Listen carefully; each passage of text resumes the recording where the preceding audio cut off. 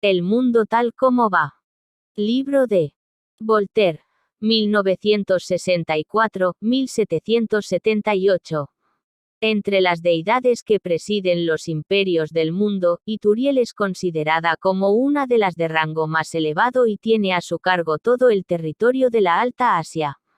Una mañana descendió hasta la residencia del escita Babuk, situada en la orilla del Oxus, diciéndole: Babuk, las locuras y los excesos de los persas nos han hecho montar en cólera. Ayer nos reunimos en asamblea todos los genios de la Alta Asia para dictaminar si se destruiría Persépolis o se castigaría a sus habitantes.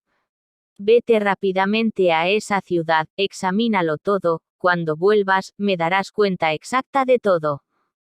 Entonces decidiré, según sea tu informe, lo que he de hacer para enmendar la población, o bien destruiré la ciudad. Pero, señor, dijo Babuk con humildad, nunca he estado en Persia. Además, no conozco a nadie de allí. Tanto mejor, dijo el ángel. Así no pecarás de parcialidad, has recibido del cielo la agudeza del discernimiento y yo añado el don de inspirar confianza. Vete, mira y escucha, observa y no temas nada, en todas partes serás bien recibido. Babuk montó en su camello y partió acompañado de servidumbre. Al cabo de algunos días se encontró en las llanuras de Sennaar con el ejército persa que iba a combatir contra el ejército indio. Entonces se dirigió a un soldado persa que halló separado de sus compañeros y le preguntó el motivo de la guerra. Por todos los dioses, dijo el soldado, que no sé nada de ello. No es asunto mío. Mi oficio consiste en matar o dejarme matar para ganarme la vida, es indiferente que lo haga a favor de los unos o de los otros. Podría muy bien ser que mañana me pasase al campo de los indios, pues me han dicho que dan más de media dracma de jornal a sus soldados, mucho más de lo que recibimos permaneciendo en este cochino servicio de los persas. Si os interesa saber el por qué nos batimos, hablad con nuestro capitán. Babuk, después de ofrecer un pequeño obsequio al soldado, entró en el campamento. Bien pronto pudo entablar diálogo con el capitán, al cual preguntó la causa de la guerra.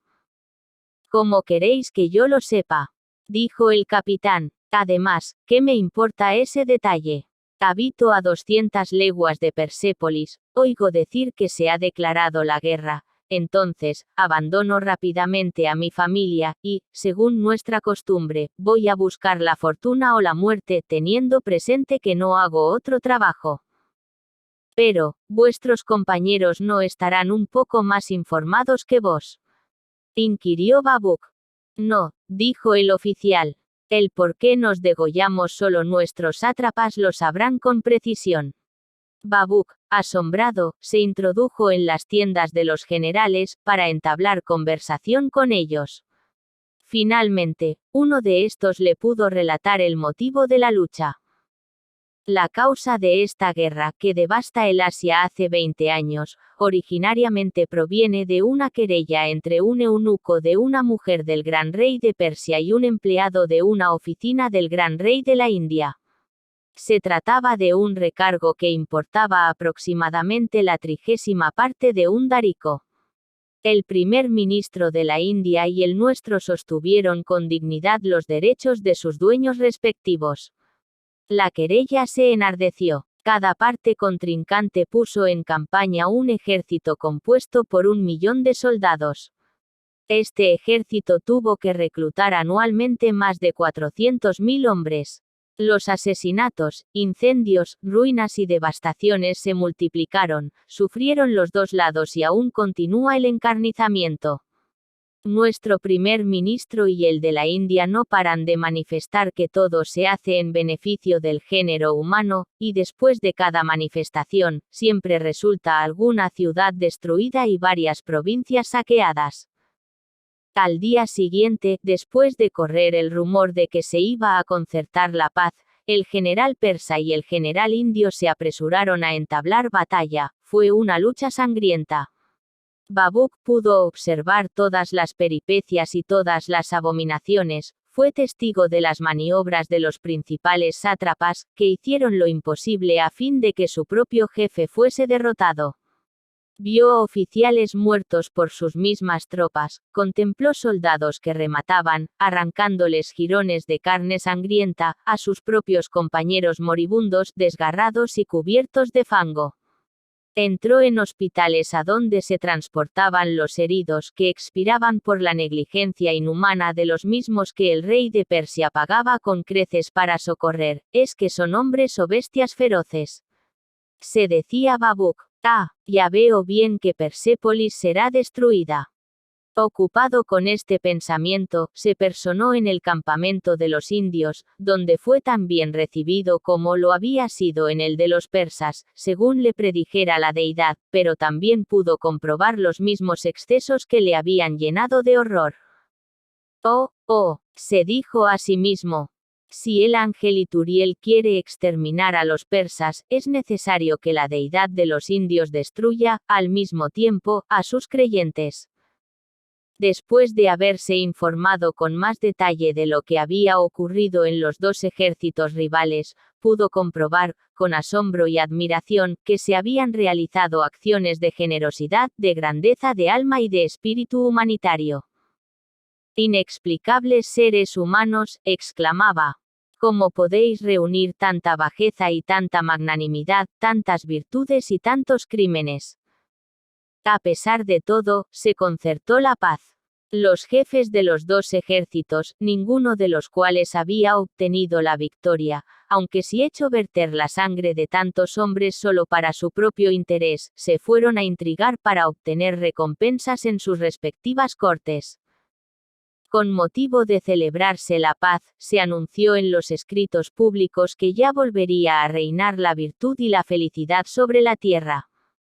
Alabado sea Dios, se dijo Babuk. Persépolis será la morada de la inocencia purificada, ya no será destruida, como querían esos genios perversos. Vamos, sin falta, a esa capital asiática. Llegó a la inmensa ciudad y pasó por la entrada más antigua, que era grosera y tosca, rusticidad que ofendía la vista de todos los que ambulaban por allí. Toda aquella parte de la ciudad se resentía de los defectos de la época en que se había edificado, pues, a pesar de la testarudez de la gente en alabar lo antiguo a expensas de lo moderno, debemos convenir que en todas las obras los primeros ensayos resultan groseros. Babuk se metió entre un gentío compuesto por lo más sucio y feo de los dos sexos. Aquella multitud se precipitaba con aire atontado hacia un vasto lugar cercado y sombrío. Por el murmullo que escuchaba, por el movimiento y por el dinero que vio que daban unas personas a otras para poder sentarse, creyó encontrarse dentro de un mercado donde vendían sillas de paja, pero al observar que muchas mujeres se arrodillaban, mirando con fijeza enfrente de ellas, y ver los rostros de hombres que tenía a su lado, pronto se dio cuenta de que estaba en un templo. Voces ásperas, roncas, salvajes y discordantes hacían resonar la bóveda con sonidos mal articulados, que daban una impresión parecida a los rebuznos de los asnos silvestres cuando responden, en las llanuras de los Pictavos, a la corneta que los llama. Se obturó los oídos, luego tuvo que cerrar los ojos y taparse la nariz con presteza, cuando vio entrar en el templo a unos obreros con palancas y palas. Estos obreros removieron una gran piedra y echaron, a su derecha y a su izquierda, una tierra que exhalaba un hedor espantoso. Luego se colocó un cadáver en aquella abertura, a la que otra vez cubrieron con la piedra. «Vamos», exclamó para sí Babuk. Esta gente entierra a sus muertos en el mismo lugar que adora a la divinidad. Vaya, sus templos están cubiertos de cadáveres. Ya no me asombra que Persépolis se jale tan a menudo asolada por enfermedades pestilentes. La podredumbre de los muertos y la de tantos vivos reunidos y apretados en el mismo sitio es capaz de emponzoñar a todo el globo terrestre. La despreciable ciudad de Persépolis. Parece que los ángeles la quieren destruir para reconstruirla más bella y poblarla de habitantes más limpios y que canten con voz más afinada. Puede que la providencia tenga sus razones para ello, dejemos que actúe a su manera. El sol ya se hallaba a la mitad de su carrera. Babuk tenía que ir a comer en la casa de una dama, donde iba recomendado con una carta del marido, un oficial del ejército. Antes de presentarse, dio algunas vueltas por Persépolis, pudo contemplar otros templos mejor construidos y adornados con más gusto, llenos de personas elegantes y en los que resonaba una música armoniosa. Observó algunas fuentes públicas, mal situadas, aunque atraían las miradas por su belleza, unas plazas donde parecía que los mejores reyes de Persia respiraban en sus figuras de bronce, y otras plazas donde el pueblo gritaba: «¿Cuándo veremos aquí la estatua del soberano que tanto amamos?». Admiró los magníficos puentes que cruzaban el río, los muelles soberbios y cómodos, los palacios construidos a derecha e izquierda, un inmenso edificio donde millares de viejos soldados, heridos y vencedores, daban todos los días gracias al Dios de los ejércitos. Finalmente, entró en la casa de la dama que estaba esperándole para comer en compañía de gente decente. La casa estaba limpia y arreglada con gusto, la comida era deliciosa, la dama, joven, bella, espiritual y atractiva, los comensales dignos de ella. Y Babuk se decía continuamente: el ángel Ituriel se está burlando de todo el mundo cuando dice querer destruir a una ciudad tan encantadora. No obstante, llegó a percibir que la dama, la cual había empezado solicitándole con ternura noticias de su marido, al final de la comida hablaba muy tiernamente a un joven mago. Vio que un magistrado acosaba vivamente a una viuda en presencia de su esposa, y que la tal viuda, indulgente, tenía una mano puesta en el torno del cuello del magistrado, en tanto mantenía la otra alrededor del cuello de un ciudadano más joven, muy bien parecido y muy modesto. La mujer del magistrado fue la primera que se levantó para ir a una habitación contigua a conversar con su director espiritual, el cual, a pesar de ser esperado para la comida, había llegado demasiado tarde. El director, que era hombre elocuente, le habló a la dama con tanta vehemencia y unción, que ésta, cuando volvió al comedor, tenía los ojos húmedos, las mejillas encendidas, el paso inseguro y la palabra temblorosa. Entonces, Babuk empezó a temer que el genio Ituriel tuviera razón. El talento que había recibido para poder atraer la confianza del prójimo le facilitó conocer los secretos de la esposa del oficial. Ésta le confió su cariño hacia el joven mago, y le aseguró que en todas las casas de Persépolis hallaría la equivalencia de lo que había observado en la suya. Babuk llegó a la conclusión de que una sociedad así no podía subsistir, que los celos, la discordia y la venganza debían desolar a todas las familias, que todos los días debían verterse muchas lágrimas y mucha sangre, que, con certeza, los maridos matarían a los galanes de sus esposas o serían muertos por ellos, y que, finalmente, Ituriel hacía muy bien en querer destruir de golpe a una ciudad librada a tan continuo desorden. Cuando se hallaba más absorto con aquellas ideas funestas, se presentó a la puerta un hombre severo, con capa negra, que pidió humildemente permiso para hablar al joven magistrado. Este, sin levantarse ni dignarse mirarle, le entregó fríamente y con aire distraído algunos papeles y lo despidió. Babuk preguntó quién era aquel hombre. La dueña de casa le dijo en voz baja: «Es uno de los mejores abogados de la ciudad, hace 50 años que estudia leyes. El señor magistrado, que solo tiene 25 años y que desde hace un par de días es sátrapa en leyes, le ha encargado hacer el extracto de un proceso que él aún no ha examinado y que debe juzgar». Este joven aturdido obra sabiamente, dijo Babuk, pidiendo consejo a un viejo. «Pero, ¿por qué no es este viejo quien hace de juez?». «Estáis de broma», le contestaron. «No pueden llegar nunca a tales dignidades los que han envejecido en empleos laboriosos y subalternos. Este joven ocupa un cargo importante porque su padre es rico, y aquí el derecho de hacer justicia se compra como si se tratase de una finca». «Oh, qué costumbre», ¡Qué desgraciada ciudad!, exclamó Babuk. He ahí el colmo del desorden, no cabe duda de que, habiendo comprado el derecho de juzgar, venderán sus sentencias. Con este sistema solo pueden resultar iniquidades. Mientras manifestaba de esta forma su sorpresa y su pesar, un joven guerrero, que había vuelto del ejército aquel mismo día, le dijo: ¿Por qué no os parece bien que se compren los empleos de la toga? Yo he comprado el mío, que consiste en el derecho de enfrentarme con la muerte al frente de 2000 hombres, a los cuales dirijo. Este año me ha costado 40.000 daricos de oro, para dormir 30 noches seguidas en el duro suelo, vestido de rojo, y, además, para recibir 2 flechazos que aún me duelen. Si me arruino sirviendo al emperador persa, al cual no he visto nunca, el señor sátrapa togado puede muy bien pagar algo para tener el placer de dar audiencia a los abogados. Babuk se indignó. No pudo por menos que condenar desde el fondo del corazón a un país donde las dignidades de la paz y de la guerra se venden en pública subasta. Con rapidez llegó a la conclusión de que eran absolutamente ignoradas la guerra y las leyes, y que, aunque Ituriel no exterminase a aquellos pueblos, perecerían por su detestable administración.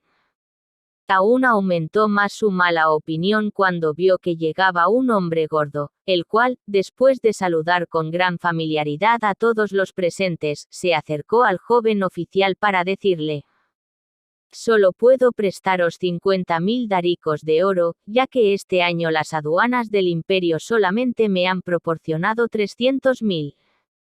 Babuk se informó de quién era aquel hombre que se quejaba de ganar tan poco. Entonces se enteró de que en Persépolis había 40 reyes plebeyos que tenían en arriendo el imperio persa, y que daban algo de ello al monarca. Después de la comida del mediodía se fue a uno de los más soberbios templos de la ciudad y se sentó entre una muchedumbre de personajes de ambos sexos que estaban allí para pasar el rato. Compareció un mago, que permaneció de pie en un sitio elevado y que habló durante mucho rato del vicio y de la virtud. Aquel mago dividió en muchas partes lo que no había necesidad de dividir, probó metódicamente todo lo que ya estaba bien claro, enseñó todo lo que ya se sabía. Se apasionó fríamente y se marchó sudando y jadeando. Todos los reunidos se desvelaron creyendo haber asistido a un sumario. Babuk se dijo: He aquí a un hombre que ha hecho todo lo posible para aburrir a 200 o 300 de sus conciudadanos, pero la intención ha sido buena, y por tal motivo no debe destruirse a Persépolis. Al salir de aquel templo, fue llevado a una fiesta pública que se celebraba todos los días del año. Tenía lugar en una especie de basílica, en el fondo de la cual se divisaba un palacio. Las más hermosas ciudadanas de Persépolis y los sátrapas de más categoría, alineados con orden, formaban un espectáculo tan bello que Babuk creyó que toda la fiesta consistía en eso. 2 o 3 personas que parecían reyes y reinas, aparecieron en el vestíbulo de dicho palacio, hablando de manera distinta al lenguaje del pueblo. Se expresaban en forma mesurada, armoniosa y sublime. Nadie se dormía, se les escuchaba con profundo silencio, que solo se interrumpía para dar lugar a los testimonios de sensibilidad y de admiración públicas. El deber de los reyes, el amor a la virtud, los peligros de las pasiones, se expresaban de manera tan viva y sensible que Babuk no pudo por menos que derramar lágrimas. Ni por un momento dudó de que aquellos héroes y heroínas, aquellos reyes y reinas a los que acababa de escuchar serían los predicadores del imperio, y se propuso incitar a Ituriel para que fuera a escucharles, seguro de que tal espectáculo le reconciliaría con la ciudad. Cuando se acabó la fiesta, quiso ver a la reina principal, que en aquel hermoso palacio había demostrado una moral tan noble y tan pura. Se hizo introducir en casa de su majestad, se le condujo por una estrecha escalera hasta el segundo piso, a una habitación mal amueblada, donde halló a una mujer mal vestida que le dijo con aire noble y patético: Esta profesión no me da para vivir, uno de los príncipes que habéis visto me ha hecho un bebé, dentro de poco daré a luz. Me falta dinero, y sin él no se puede tener un buen parto. Babuk le entregó 100 daricos de oro, diciéndole: si solo se tratase de estos casos en la ciudad, Ituriel haría mal en enfadarse tanto. Después se fue a pasar la velada en casa de unos comerciantes que vendían magníficas inutilidades. Un hombre inteligente con quien había trabado conocimiento lo llevó allí, compró lo que le pareció, que fue vendido con mucha cortesía, y por lo que abonó mucho más de lo que valía. De vuelta en su casa, el amigo le demostró que lo habían engañado. Babuk puso el nombre del comerciante en sus tablillas para que Ituriel supiera de quién se trataba en el día del castigo de la ciudad. Cuando lo estaba escribiendo, llamaron a la puerta. Era el mercader en persona, que llegaba para devolver la bolsa que Babuk se había descuidado encima del mostrador. ¿A qué será debido que seáis tan fiel y tan generoso, después de tener la osadía de venderme estas baratijas 4 veces más caras de lo que valen? Exclamó Babuk. No hay ningún comerciante que sea algo conocido en esta ciudad que no hubiese venido a devolveros la bolsa, le respondió el vendedor, pero os han mentido al decir que os había vendido lo que habéis comprado en mi casa 4 veces más caro de lo que vale, os lo he vendido 10 veces más caro, y esto lo podréis comprobar si dentro de un mes lo queréis revender. Por ello no os pagarán ni la 10ª parte de lo que habéis invertido. Pero eso es justo, es la fantasía de la gente quien pone precio a esas cosas tan frívolas. Es esa fantasía quien da trabajo a los 100 obreros que tengo empleados. Es ella la que me ha permitido construir una hermosa casa, tener un carruaje cómodo y caballos. Es ella la que hace funcionar la industria y mantiene el gusto, la circulación y la abundancia.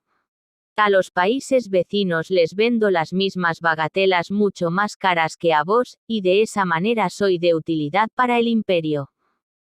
Después de reflexionarlo bien, Babuk se dispuso a borrar de sus tablillas el nombre del comerciante.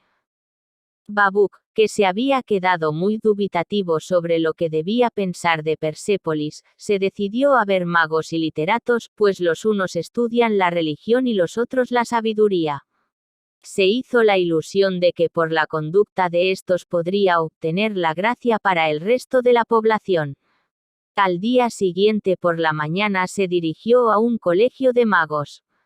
El archimandrita le confesó que disfrutaba de 100.000 escudos de renta por haber hecho voto de pobreza, y que ejercía un imperio muy extendido en virtud de su voto de humildad. Después se retiró y dejó a Babuk al cuidado de un pequeño fraile que le hizo los honores. Mientras el fraile le mostraba las magnificencias de aquella casa de penitencia, se extendió el rumor de que había llegado para reformar todas aquellas instituciones.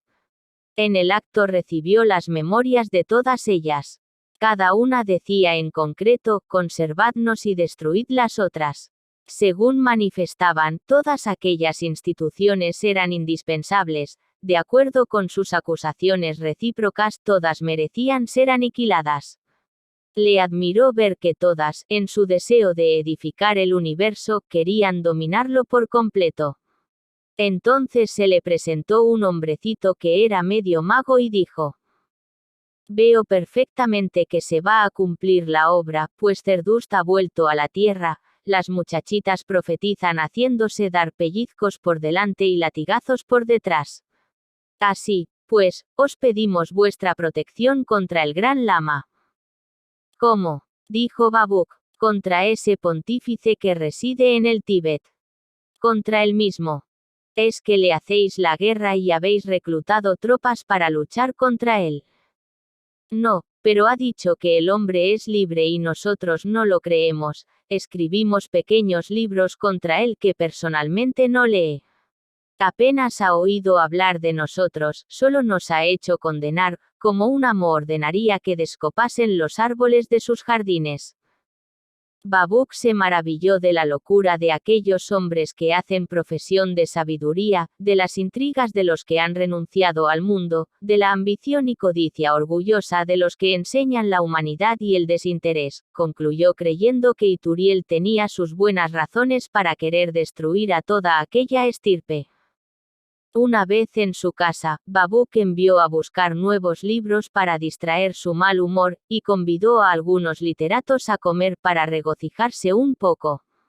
Comparecieron el doble de los que había invitado, como las avispas atraídas por la miel. Aquellos parásitos se apresuraron a comer y a hablar, alababan dos clases de personas, los difuntos y ellos mismos, y nadie mencionaba a los contemporáneos, excepto al dueño de la casa. Si alguno de ellos decía palabras lisonjeras, los otros bajaban los ojos y se mordían los labios por el dolor de no haberlas dicho antes. Sabían disimular menos que los magos porque carecían de grandes ambiciones.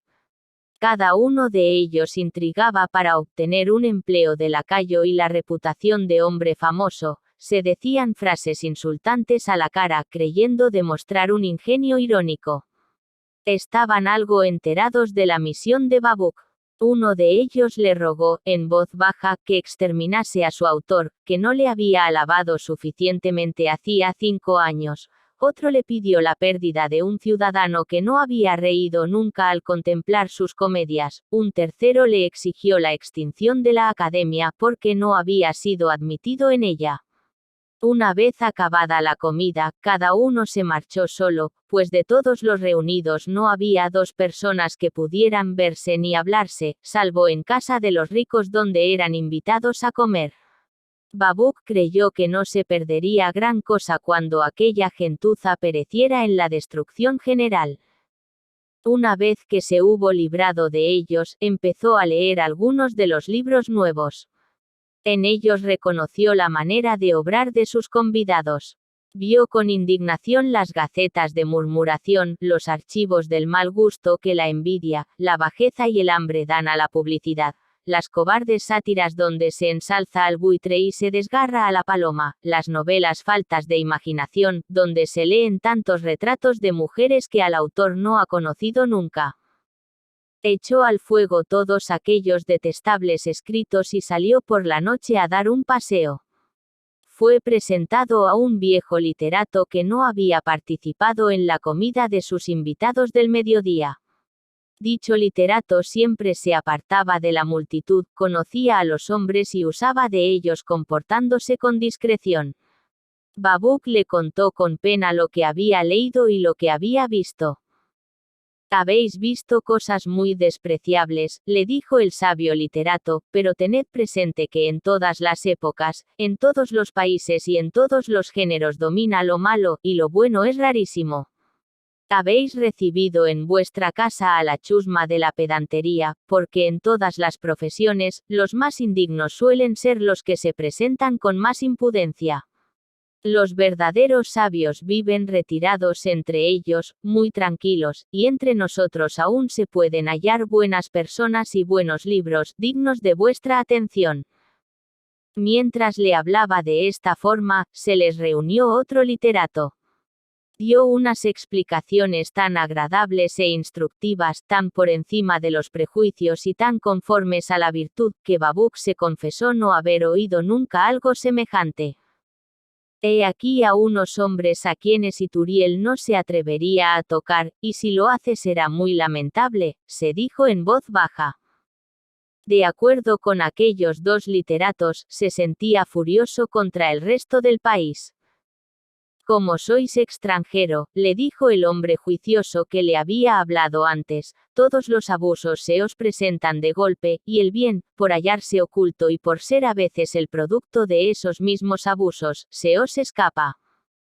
Entonces se enteró de que había algunos literatos que no eran envidiosos y que también existían magos virtuosos. Finalmente se formó el concepto de que aquellas grandes oposiciones que chocando mutuamente parecían preparar su propia ruina, en el fondo resultaban saludables, que cada sociedad de magos frenaba a sus rivales, que si bien dichos émulos diferían en algunas opiniones, todos enseñaban la misma moral. que instruían al pueblo, que vivían sujetos a unas leyes parecidas a los preceptores que velan al hijo de la casa, mientras el dueño los vigila a ellos. Que éste también practica algunas de dichas leyes y que donde menos se espera se encuentran almas nobles. Aprendió que entre los locos que pretendían hacer la guerra al Gran Lama había habido hombres geniales. Sospechó que las costumbres de Persépolis serían como sus edificios, que los unos le habían parecido dignos de lástima y los otros le habían arrebatado de admiración. Sé muy bien que los magos que yo había creído tan peligrosos, dijo Babuk al literato, resultan, en efecto, muy útiles, sobre todo cuando un gobierno juicioso les impide hacerse demasiado necesarios. Pero al menos estaréis de acuerdo conmigo en que vuestros jóvenes magistrados, que compran un cargo de juez tan pronto saben montar a caballo, deben desenvolverse en los tribunales con impertinente ridiculez y con iniquidad perversa, que sin duda valdría más ceder estos puestos gratuitamente a los viejos jurisconsultos que han pasado toda la vida sopesando el pro y el contra de las cosas. Ya habéis visto nuestro ejército antes de llegar a Persépolis, le replicó el literato. Sabéis, por tanto, que nuestros jóvenes oficiales se baten muy bien, aunque hayan comprado sus cargos. Quizá podáis ver que nuestros jóvenes magistrados no juzgan tan mal, aunque hayan pagado para hacerlo. A la mañana siguiente, el literato llevó a Babuk al gran tribunal, donde se debía dictar una sentencia importante. La causa era conocida de todo el mundo. Todos los viejos abogados que tomaban parte en la discusión se mantenían fluctuantes en sus opiniones, citaban infinidad de leyes, ninguna de las cuales era aplicable al caso que dirimían, se miraba el asunto por 100 lados diferentes, sin relación con el proceso. Los jóvenes abogados se decidieron con más rapidez que los abogados ancianos. Su sentencia fue casi unánime y juzgaron bien, porque siguieron los dictados de la razón. Los otros habían opinado mal, porque solo habían consultado sus libros. Babuk sacó la conclusión de que a menudo había algo bueno en los abusos. Vio que las riquezas de los financieros que tanto le habían exasperado, podían hacer un gran bien, pues hallándose el emperador falto de dinero, en una hora podía disponer de este gracias a ellos, en tanto que por las vías normales hubiera tardado 6 meses para obtenerlo. Vio que aquellas nubes tan densas, hinchadas con el rocío de la tierra, convertían en lluvia todo lo que habían tomado. Por otra parte, los hijos de aquellos hombres nuevos, a menudo mejor educados que los de las familias más antiguas, valían mucho más, pues nada impide llegar a ser un buen juez, un bravo guerrero o un hábil hombre de estado cuando se tiene un padre que cuida de sus hijos. Insensiblemente, Babuk dispensaba la avidez del financiero que en el fondo no lo es más que los otros hombres y resulta necesario. Excusaba la locura de arruinarse para poder juzgar o batirse, locura que produce grandes magistrados y héroes. Perdonaba la envidia de los literatos, entre los cuales había hombres que ilustraban al mundo, se reconciliaba con los magos ambiciosos e intrigantes, en casa de los cuales dominaban más las grandes virtudes que los pequeños vicios, pero le quedaban muchas cosas por las que no podía transigir, sobre todo, las galanterías de las damas y los perjuicios que de éstas podían derivarse le llenaban de inquietud y de espanto. Con objeto de hacerse cargo de las distintas condiciones humanas, se hizo conducir a casa de un ministro, pero por el camino temblaba al pensar que alguna mujer pudiera ser asesinada por su marido. Cuando hubo llegado a casa del hombre de estado, tuvo que hacer antecámara durante 2 horas sin ser anunciado, y 2 horas más después de serlo. Durante aquel intervalo de tiempo, no cesaba de pensar que recomendaría el ministro y sus insolentes sugieres al ángel Ituriel. La antecámara estaba llena de damas de todas las alcurnias, de magos de todos los colores, de jueces, de comerciantes, de oficiales y de pedantes, todos se quejaban del ministro. El avaro y el usurero decían: no cabe duda de que este hombre roba de todas las provincias.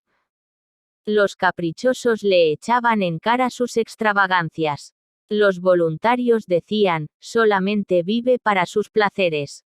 El intrigante se complacía esperando verle pronto hundido por alguna cábala, las mujeres aguardaban poder tratar con un ministro más joven.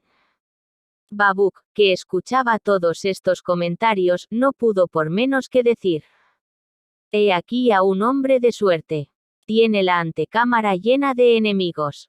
Con su poder aplasta a los que le envidian y contempla a sus pies a todos los que lo detestan». Por fin pudo entrar. Entonces vio a un hombre viejo, pequeño y encorvado por el peso de los años y de los asuntos del ministerio, pero vivaracho e inteligente. Al ministro le gustó Babuk, y a Babuk le pareció que aquel era hombre de estima. La conversación se hizo interesante. El ministro le confesó que era muy desgraciado, que pasaba por rico y era pobre, que se le creía poderoso y se veía siempre impugnado, que estaba rodeado de ingratos y que, en un continuado trabajo de 40 años, apenas había tenido un momento de consuelo. Babuk se sintió conmovido y pensó que si aquel hombre había cometido faltas, y si el ángel Ituriel lo quería castigar, no era preciso exterminarle, puesto que dejarlo en el cargo ya era suficiente. Mientras estaba hablando con el ministro, entró bruscamente la bella dama en casa de la cual Babuk había comido. En sus ojos y sobre la frente se notaban los síntomas del dolor y de la cólera. Se deshizo en reproches contra el hombre de Estado, vertiendo abundantes lágrimas, se quejó con amargura de que se hubiese rehusado dar un empleo a su marido que esperaba obtener por su alcurnia y que se merecía por sus servicios y sus heridas. Se expresó con tanta energía, se quejó con tanta gracia, anulaba las objeciones con tanta habilidad, hizo valer sus razones con tanta elocuencia que no salió de la habitación hasta haber logrado la fortuna de su marido. «¿Es posible, señora, que os hayáis tomado tanto trabajo para complacer a un hombre al cual no amáis y del que podéis temerlo todo?», le preguntó Babuk, dándole la mano. «¿Un hombre que no amo?», exclamó ella. «Debéis saber que mi esposo es el mejor amigo que tengo en el mundo, que soy capaz de sacrificarlo todo por él, excepto a mi amante, que él lo hará todo por mí, salvo abandonar a su querida. Os la haré conocer, es una mujer encantadora, muy inteligente y con el mejor carácter del mundo. Hoy cenaremos juntas con mi esposo y mi pequeño mago. Venid para compartir nuestra alegría». La dama se fue acompañada de Babuk. El marido, que había llegado hundido por el dolor, al ver a su esposa la recibió con grandes muestras de alegría y de reconocimiento. Abrazó uno tras otro a su mujer, a su querida, al pequeño mago y a Babuk. La unión, el placer, el ingenio y la ternura fueron las características de aquella cena. «Fijaos bien», le dijo a Babuk la bella dama en casa de la cual cenaba, «que las mujeres, a las que a veces se las llama deshonestas, casi siempre cuentan con un marido muy honesto, y para convenceros, venid mañana a comer conmigo en casa de la bella Teona. Hay algunas viejas vestales que la denigran, pero ella practica más el bien que todas sus detractoras juntas. Es incapaz de cometer la más leve injusticia. A su amante solo le da consejos generosos y únicamente se ocupa en aumentarle el prestigio. El hombre se sonroja delante de ella si ha dejado perder alguna ocasión de hacer el bien, pues nada estimula tanto a practicar acciones virtuosas como el tener una querida de la cual se desea merecer estimación». Babuk no faltó a la invitación. Vio una mansión donde reinaban todos los placeres. Teona hacía de reina. Sabía tratar a todos a gusto de cada uno. Su ingenuo natural facilitaba que brillase el de los otros. Complacía casi sin pretenderlo. Era tan amable como bienhechora, y, además, era bella, lo que aumentaba el valor de todas sus cualidades. Babuk, a pesar de ser un escita y enviado de una deidad, se dio cuenta de que si permanecía por más tiempo en Persépolis, olvidaría a Ituriel pensando en Teona. Tomaba cariño a la ciudad, ya que la gente era cortés, dulce y bienhechora, aunque ligera de cascos, murmuradora y cargada de vanidad. Temía que Persépolis sería condenada, como también temía el informe que iba a presentar. Ahora veremos cómo se las ingenió para dar cuenta de su misión. Hizo fundir, por el mejor fundidor de la ciudad, una estatuilla compuesta por todos los metales, tierras y piedras más preciosas y más viles, y la llevó a Ituriel, a quien dijo: «Vais a destruir esta hermosa estatua porque no está hecha exclusivamente de oro y de diamantes». Ituriel entendió el significado de la pregunta y decidió no pensar más en el mundo tal como va y dijo: «Pues si todo no está bien, por lo menos es pasadero». Se dejó subsistir a Persépolis, y Babuc se guardó muy bien de quejarse, al contrario de Jonás, que se enfadó porque no se destruía Nínive. Pero cuando se ha permanecido 3 días en el cuerpo de una ballena, no se está de tan buen humor como cuando se ha pasado el tiempo en la ópera, en la comedia y cenando con buena compañía. 1748. Una aventura india.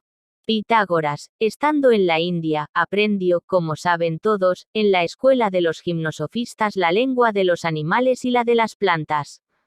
Paseándose un día por un prado cerca de la orilla del mar, oyó estas palabras: «Qué desdicha la mía de haber nacido hierba, apenas llego a 2 pulgadas de alto, cuando me huella bajo sus vastos pies un monstruo voraz, un animal horroroso, que tiene armada la boca de una fila de tajantes hoces con que me siega, me hace añicos, y me traga. Los hombres llaman carnero a este monstruo, y no creo que haya en el universo criatura más abominable». Dio Pitágoras algunos pasos más, y encontró una ostra abierta sobre una piedra. Todavía no había abrazado la admirable ley que prohíbe comerse a los animales nuestros semejantes. Iba a tragarse la ostra, cuando dijo ella estas lastimosas razones: «Oh, naturaleza, qué feliz es la hierba que como yo es obra tuya. Cuando la cortan, renace, y es inmortal, y nosotras desventuradas ostras, en balde nos defiende una doble coraza, que unos malvados nos engullen a docenas para desayunarse, y se acabó para siempre. Qué suerte tan horrenda la de una ostra. Qué inhumanos son los hombres». Estremecido Pitágoras conoció la enormidad del delito que iba a cometer, pidió llorando perdón a la ostra, y la repuso bonitamente encima de la piedra.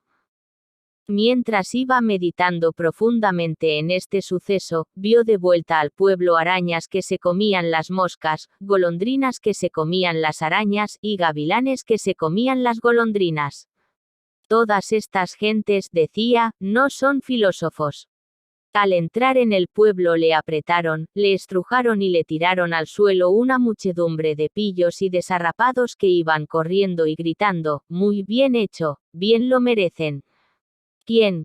¿Qué?», dijo levantándose Pitágoras. Y la gente corría sin cesar diciendo: «¡Ah, qué gusto será verlos asar». Pitágoras creyó que hablaban de membrillos o de alguna otra fruta, pero no era así, que era de 2 pobres indios. «Sin duda», dijo Pitágoras, «que serán 2 grandes filósofos aburridos de la vida y que anhelan renacer bajo otra forma». Siempre es cosa gustosa mudar de casa, puesto que ningún alojamiento hay bueno, pero sobre gustos no se ha de disputar. Siguió con la muchedumbre hasta la plaza pública, y allí vio una gran hoguera encendida, y enfrente de la hoguera un banco que llamaban un tribunal, y en este banco unos jueces, y estos jueces tenían todos en la mano una cola de vaca, y en la cabeza un bonete que se parecía perfectamente a las 2 orejas del animal que montaba Isleño cuando vino en otro tiempo al país con Baco, después de atravesar el mar Eritreo a pie enjuto, y parar el sol y la luna, como lo cuentan los verídicos órficos. Entre estos jueces se encontraba un hombre de bien a quien conocía mucho Pitágoras, y el sabio de la India explicó al de Samos de qué se trataba en la fiesta que iban a dar al pueblo indio.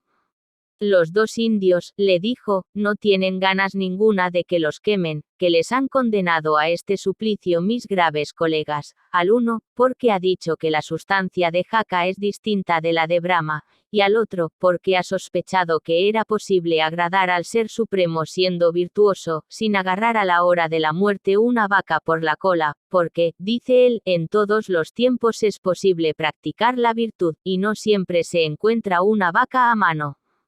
Las buenas mujeres de este pueblo se han alborotado de tal modo al oír estas dos proposiciones heréticas, que no han dejado ni a sol ni a sombra a los jueces, hasta que han mandado el suplicio de estos dos infelices.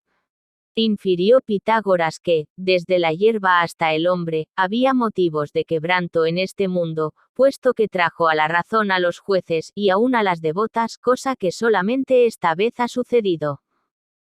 Fuese luego a predicar la tolerancia a Crotona, mas un intolerante pegó fuego a su casa, y se quemó en ella después de haber librado a dos indios de las llamas. Escape el que pudiere. Libro terminado. Datos biográfico del autor. Voltaire nació el 21 de noviembre de 1694 en París, Reino de Francia.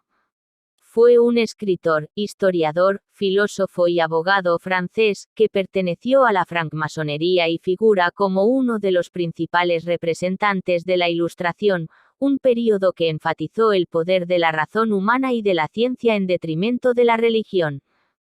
En 1746 Voltaire fue elegido miembro de la Academia Francesa, en la que ocupó el asiento número 33.